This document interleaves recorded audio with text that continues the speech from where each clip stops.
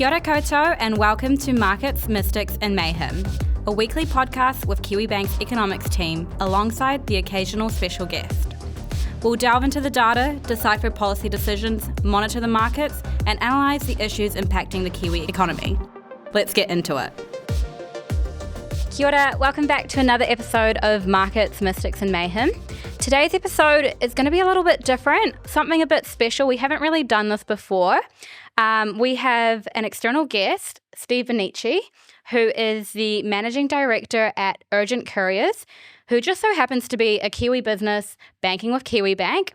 And we've brought in Steve to, really just have a bit of a chat, ask him how business is going, how the current climate is treating them, and really just to get a bit of insight into the logistics and courier space, because I'm sure there's some great insights you could tell us, some great stories. So why don't we start with Steve? Why don't you just tell us a bit about Urgent Couriers, the work that you guys do and how business is going there? Sure. Well, Urgent Couriers is going to be 36 years old this year, so it started in 89.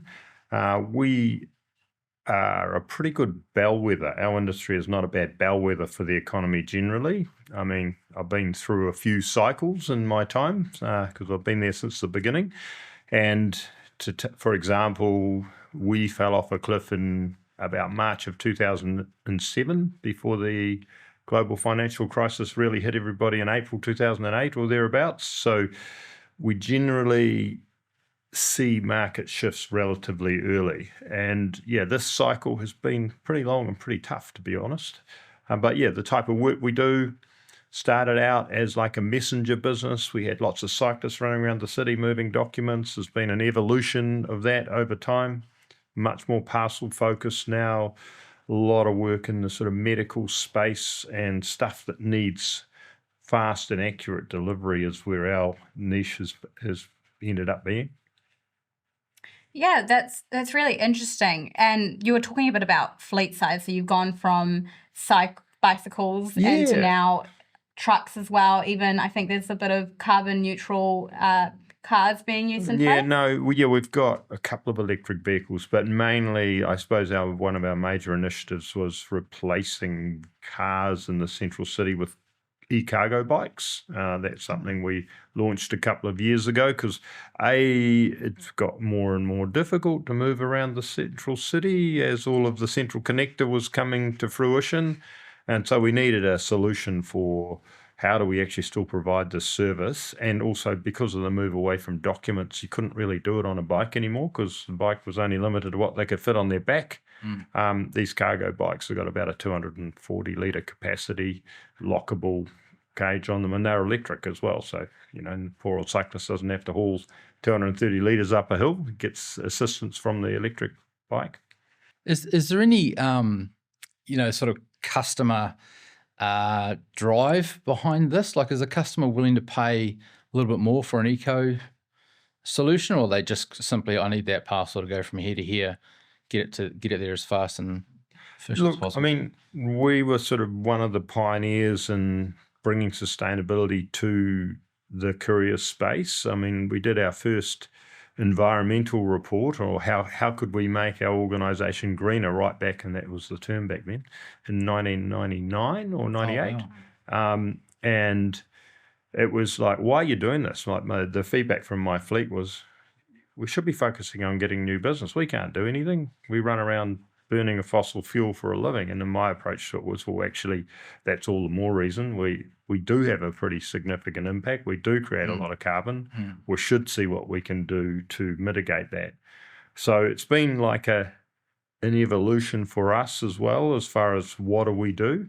Initially, it was just what are the most sort of sustainable small vehicles that we can use. There wasn't electric cars or hybrids or anything really available for us back in the early 2000s. And so we just went to modernising the fleet and getting low emission vehicles that were categorised as that. And it's surprising to me that there hasn't been a really big move by a commercial vehicle supplier to provide decent electric vehicles that have got the range. It's actually, that's our biggest challenge is there's electric vans out there, but they go 200 Ks max, fully laden. Half a day, I guess. Half a day's work. And you haven't got the... And also, we run a model where all of our drivers are owner drivers, and the capital cost of those vehicles is still prohibitive for them getting into them as opposed to a diesel vehicle. And so, good sustainability decisions have to work for everybody in that supply chain. So, it's been an interesting challenge. Watching space, we've got, just to elaborate a little bit more, we've gone into, during COVID and stuff, we needed to get more control of our supply chain because we were doing food box deliveries and that went crazy during COVID. And so we ended up buying a heavy transport business. And so that was sort of a pretty big move for us, like really big trucks, 50-ton trucks running stuff around the country. That is a space where there's a lot of noise around, hey, we should be doing electric or we should be doing hydrogen and stuff. It's not commercialized yet. There isn't really, there's some test cases and some sort of, what would you say, almost marketing exercises going on and having hydrogen vehicles, but they're just, again, the refueling infrastructure is getting there, but the supply of vehicles and the price point to buy them is more than twice the cost of the equivalent diesel vehicle. So it's just not economical. Yeah, absolutely. Man, there's so many routes and questions I want to ask you just from that spiel. Maybe starting off with, you mentioned COVID. I was kind of curious, since COVID, we've seen this big shift to online retailing. I know you said that you guys are dealing more in sort of the urgent products that need to be delivered quickly, but have you noticed a shift and maybe a pickup in demand since COVID and moving into that more e-retailing space? During COVID was obviously massive because people couldn't get out and about. And, we were reasonably well placed to accommodate the massive growth that happened in that because we'd developed a model because we've been doing food box deliveries for a couple of the larger food box suppliers. And we had got to a point where we couldn't leverage our existing fleet to grow quick enough or actually provide enough vehicles on the weekends, which was when people all wanted their food boxes delivered. So we'd actually developed a model of using like a gig economy fleet and built our technology around that so that we could just get part-time people. And so we had this perfect storm of a massive peak in demand, a whole bunch of resource available to us because people were locked in their houses and they could come and work for us as an essential worker, get out, earn a little bit of money while they were stuck at home. And so we were able to scale really, really quickly. And they brought their own vehicle with them. Brought their own vehicles with them. And it didn't really matter. Like most people could get 24 or 25 food boxes in the back of a hatchback and some guys were using sedans as well. But it was a crazy time. I think our biggest week during COVID, I think we onboarded about 140 new drivers in a week. Wow. And the volumes went up massively. Since then, yes, it did probably more normalize the whole online shopping and things. We've seen quite a swing back to people going to retail again, though. That demand has definitely, it peaked and then it's tailed off again. And I think it's more around the shopping experience still is what people look for a little bit. It's still growing, but it's not like it hasn't caught up with where it got to, obviously. Yeah, and on that note as well, as you mentioned, the tough economic climate we've been in as of the past sort of recent years. How is business going for you guys, say now compared to a year ago? Because I think if we're thinking about a year ago, we've now had 200 basis points of rate cuts. So, we're sort of starting to expect the economy to be slowly recovering. Are you noticing any pickups in demand across your space or not quite yet? I was actually just on top of that. I was actually quite interested in your take on the monetary policy cycle that we've had, which kind of coincides with that. Yeah, look, I'm pretty sort of frustrated by it felt like the lack of understanding of what Kiwi businesses were going through out there. Like the time for easing was beginning of 2024, not the end of 2024. Agreed. You know, like we had our demand was flat at the end of 23. This inflation was still going, but it was not translating into business activity because people were businesses were running out of cash. There was the spend. See, as I said before, we're a bellwether because we're faster and more time critical. Our price point's a bit different, and so people won't necessarily stop sending, they'll just change the way they send. And if their volume's dropping down, they're not as busy, so they can potentially get stuff ready earlier and send it on a slower courier. Right. So that's why our demand potentially drops before the actual economic activity drops, because they're looking for maybe a cheaper option earlier. So we've had more clients go into receivership or basically liquidation in the last 12 months than in any of the other cycles. It's been tougher. Going back to when you started in the 80s. Yep. That's This has been the toughest cycle that I've seen. And as far as that term green shoots, I think we're a little ways away from it yet. I just think people ran out of money. Businesses ran out of money. They're still struggling. We've had way more people asking for extended terms, you know, wanting to say, hey, I want 60 days or I want 90 days and stuff. And, you know, we're not a bank. We can't do that. It's like my approach is, can't ask your bank for credit. Don't ask me for credit because I've got to pay people. Yeah. So, it's still tough. It's still tough out there. It's not the recovery, if it's coming, it's not that evident. And likewise, when I say we drop early, we tend to pick up early as well. We're not really seeing it yet because the regular business, like the on-demand business, was really flat during COVID. We basically survived because we had all of that home delivery stuff. And so that dropped right off a cliff, which you'd expect because we couldn't do any business and because we were primarily business to business in the regular thing, and businesses weren't operating. So that, you know, I think we dropped by about 85% when COVID hit on the regular business, but that was compensated for by our home delivery and food box delivery business going up. So we were fine. Actually, we were more profitable than we'd ever been, but that just didn't really recover. It did recover, obviously, when work went back, but it didn't recover to the same levels of pre-COVID. So it just, I don't think it's ever really recovered back to pre-COVID levels. Right. So I didn't see a drop because I hadn't had the peak in advance of it. Yeah.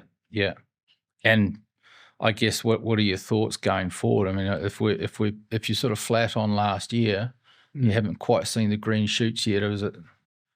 No, we're still a little bit behind last year. This year so far. Right. Yeah, we're still a little bit below last year in that core business volumes. Right. So are we seeing people, like the first signs is inquiry as to people, new businesses starting and existing businesses going, oh, we'll have a bit of a look around, or the main piece of inquiry we're seeing now is anyone asking if we can do it more economically than our competitors, which is a sign to me that this is not yet a recovering economy. Still quite price sensitive. Very price sensitive. Yeah.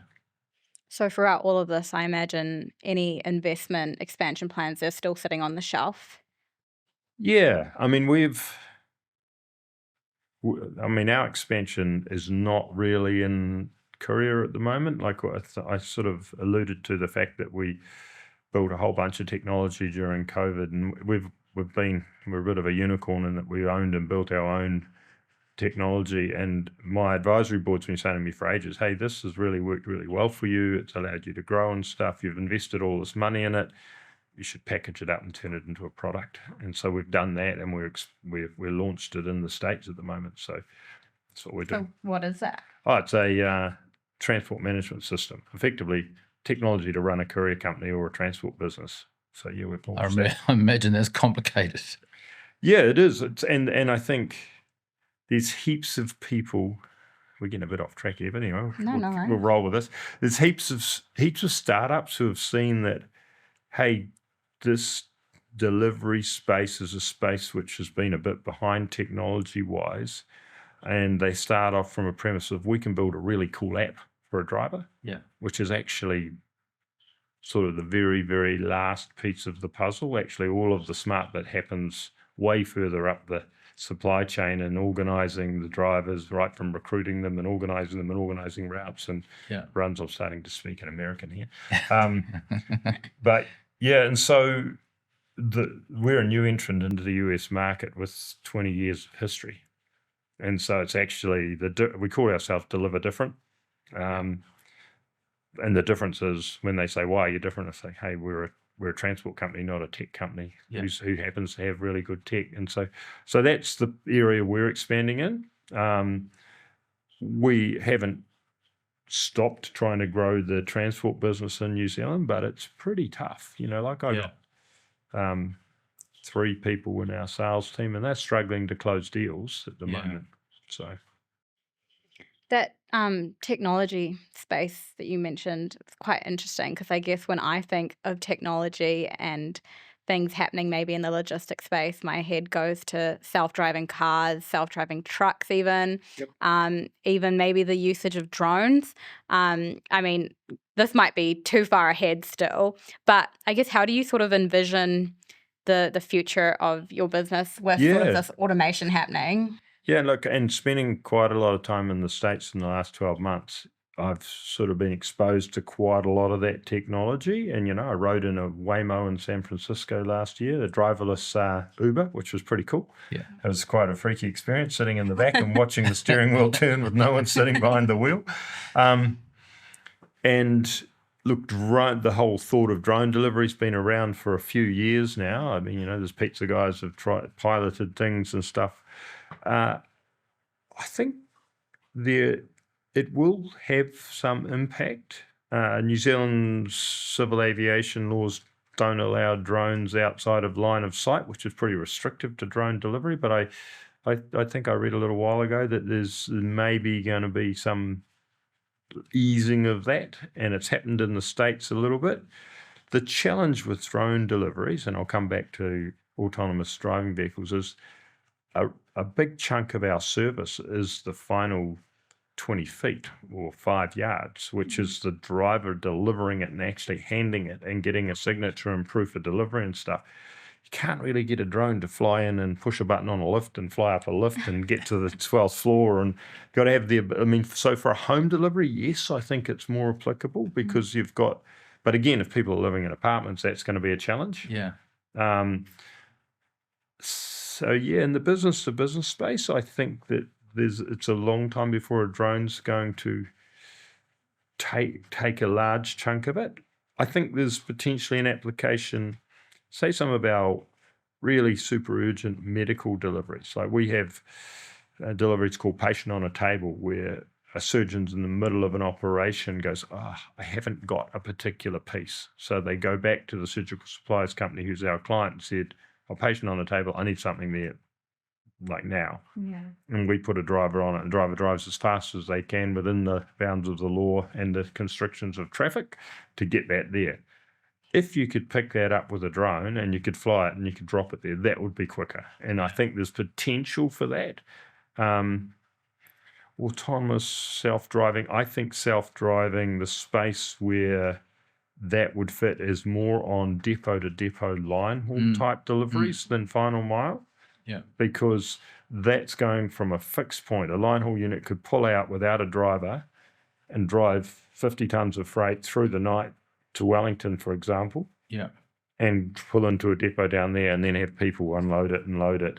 But doing a route where they're stopping every half a kilometre and getting a box out of the back and running it into somewhere would be way trickier to do with the self-driving vehicle. Another interesting point, you just keep giving me so much inspiration to ask different questions. We're probably going all over the place, but you mentioned with, the doctor delivery, the medical delivery stuff, about how you would get someone to drive as quickly as they can, dependent on traffic, which we know, if you're in Auckland, Wellington, any of the major cities, that must be quite a huge issue to deal with when it's urgent. What kind of, are there any remedies to that? Is there any way around it? How do you guys balance the speed and the efficiency when you've got the sort of lack of infrastructure? Yeah, look, I think I've been a long-term advocate of public transport because our roads work really well when there's not so many cars on them. Yeah. And, True. all you need is school holidays, for example, and 15% of the people aren't travelling because they're staying at home to look after their kids, and the actual Auckland transport network still works okay with 15% less cars on it. So, if I mentioned before, the central interconnector, if that train system works better and more people get out off the road, but building more roads isn't the answer, because we build more roads. We've got, I think I read somewhere a few years ago that Auckland has one of the highest per capita car ownership numbers of anywhere in the world. Yes. So we have this latent capacity. You open a new road, there's enough cars out there to fill it up already. You actually have to get people out of their cars. And so, yes, it impacts us. It's definitely impacted us. The amount of deliveries that a driver can do now compared to when we start in a day is probably 30 or 40% less, which means the only way that you can compensate for that is passing it on as additional cost to the customer. So that's a cost to the whole ability to move stuff, and the end user pays for that ultimately, because driver can't earn less money than they did 30 years ago. If they're doing less deliveries, they have to charge more per delivery. It's interesting. I've read numerous things on driverless cars and the like, but there was an interesting article saying pretty much what you just said. Taking more and more people off, or putting more people in, in each car, potentially with driverless cars, we actually don't need any more roads at all. It's just, a better efficient use of our roads. Oh, 100%. Yeah, no, that's right. And our roading infrastructure could do with a bit of work, having now been in line haul trucking with our large vehicle fleet. Our roads are a bit dilapidated, and from a it's a nice word. From a maintenance perspective, there's a cost associated with the fact that you're driving trucks on roads that are, trucks do some damage, but then we pay in road user charges and stuff for that. And theoretically, if that money's being hypothecated into actually improving the roading network, then it should be a win-win. Yeah. But here's an example for you. Deciding to shut the desert road for 3 months while they resurfaced it and not let any vehicles use it seemed to me to be, no one had really done the numbers on what the cost was. We're talking, when you've got line haul trucks that are running Auckland to Wellington and they're usually swapping in Turangi or Waihuru, having to go via National Park and round the other side of the mountain is adding 2.5 to 3 hours into those drivers' nights. It can be up to that. And that's of an 8-hour journey? These guys, that's quite significant. It's quite significant. And, no one had probably ever did the numbers on the amount of vehicles we're going to have to do extra kilometres and extra driver hours and a whole bunch of extra costs, which is like, we need to resurface the road. But, did industry really get input into saying, is there a better way? Could we close this off? Because the road workers are not working at night, right? If they were working 24 hours a day, get it. But they're still shutting at 4 o'clock and going home, and the road's shut. Even if they didn't want private cars on that road, let heavy transport close it off, make it every night, they make it available to heavy transport to use, so you're not adding this massive cost. Who bears the cost of that? Yeah. The trucking companies bear the cost of it, which ultimately gets passed on to the consumers. So, advocating for better roads, but then how we do better roads and how we do infrastructure, I think, is a pretty critical place as well to think about. My lecturer, and also your old lecturer, he used to always say at uni, building more roads just incentivizes more people to get on the road.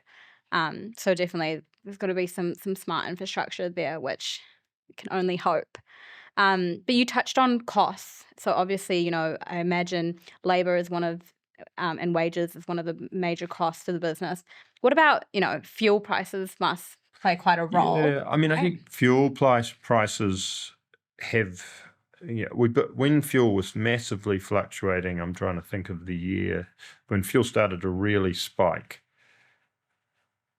the whole industry really came up with a mechanism of a variable fuels surcharge and so that basically meant that every month we have a surcharge which is set on what the price at the pump was at the end of the last month. And so you're really only dealing with 1 month at a time, because you couldn't predict a year in advance what fuel was going to do. You know, and it's actually fairer for the customers and much fairer for, particularly if you're using owner drivers. You're not asking them to absorb spikes which are completely outside of the control of the driver themselves, but the New Zealand Inc. effectively. You know, those spikes come from global forces and we can't do anything about it. So yeah, we have a fuel surcharge, that fuel adjustment factor. If you're in this industry, you would have heard the term FAF. That's what that stands for, fuel adjustment factor, every month.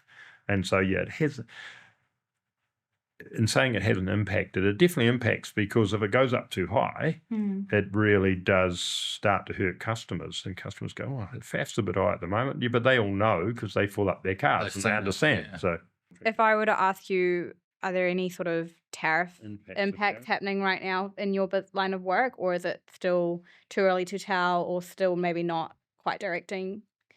No, well, New Zealand with 10% tariff from, and no, obviously we're not getting the challenges that the US guys are with the war that the US was having with China on tariffs.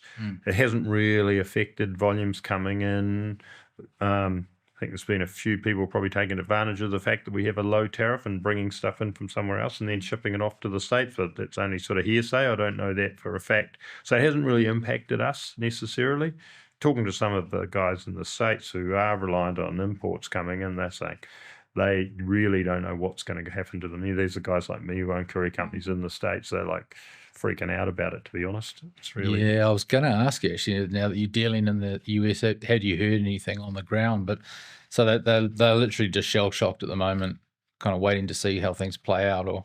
Yeah, well, I think they need some certainty. Yeah. And there isn't a great deal of certainty, seemingly, you know, and policy seems to change. I think one of my clients in the States says it'd be great if policy didn't change tweet to tweet. Yeah, yeah, very much so.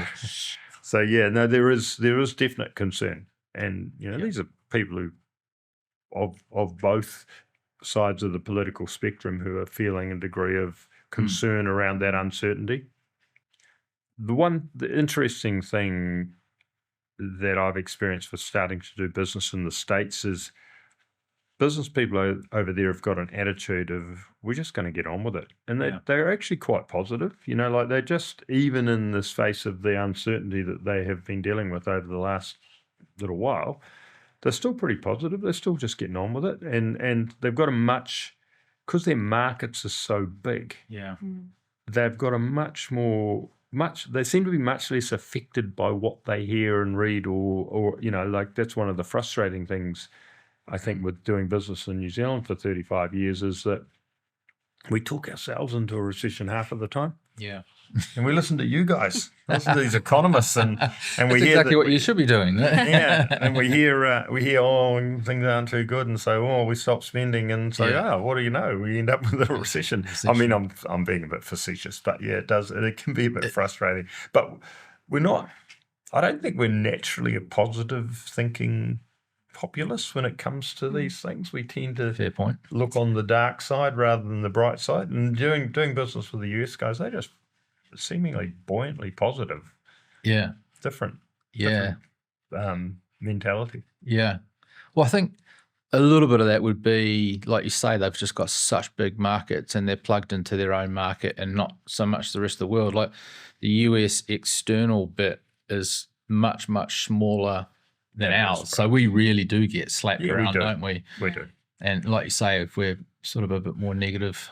I think, look, I've seen that. I've been going to these courier owners conferences for 20 odd years in the States, and people with businesses, if I've been in one of the big states in the US, I'll be 5 times the size that I am in New Zealand. Sure.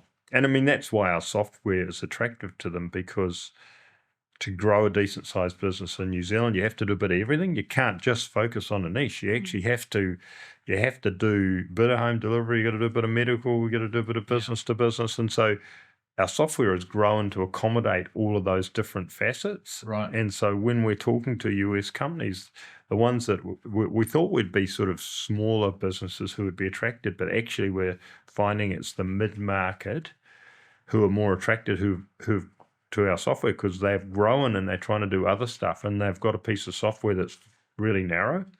Right. So they're going, oh, you guys do this as well, and this, and this, and this. How come you built so much software? I thought New Zealand was a tiny country. Well, that's why, because to grow to a decent-sized business, we have to do a bit of everything. Yeah. Yeah, so that's the difference. But it's also good to have that diversification, because you mentioned before you go through a period like COVID, which wipes out those narrow-focused businesses, but you had the home food delivery do this while everything else. It would have been pretty parlous if we weren't doing that. It would have been awful. It would have been horrible. But yeah, as it turned out, it was a couple of our best years really during COVID.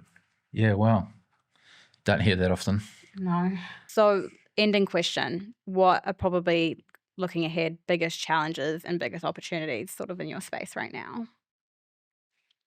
I think the opportunity is still the growth of e-commerce. I think in the pure courier business, I mean, from our actual perspective, because we've got the software piece expansion, I think that's probably a bigger opportunity. But if you're asking me about the core business, I think that space is still there. The growth in home delivery, we're not perfectly positioned to really exploit that because we're a faster, and so where we've really found our niche in that is perishable goods, which can't get stuck in a depot. So we've built a chilled network of chilled deliveries and stuff. So that's been a good growth area for us. Doing sort of fresh food that if it gets stuck in a depot overnight is no longer fresh, right? So is that just food, or does it go into medical and I don't know, flowers, whatever? Yeah, flowers, perishables, anything that's really perishable. Yeah. Yep. And so that space there. But I mean, we will rise when the economy does recover. Been through it a few times before, and we will rise and work will get better again till the next thing comes along. Absolutely. We're hoping all that happens this year. Yeah, definitely. Yeah, fingers crossed on that. That'll be good. Okay, well, thank you so much, Steve, for joining us on this episode. It was really interesting, really insightful. I love how you brought it back to, you guys as bellwether for what's going on in the economy.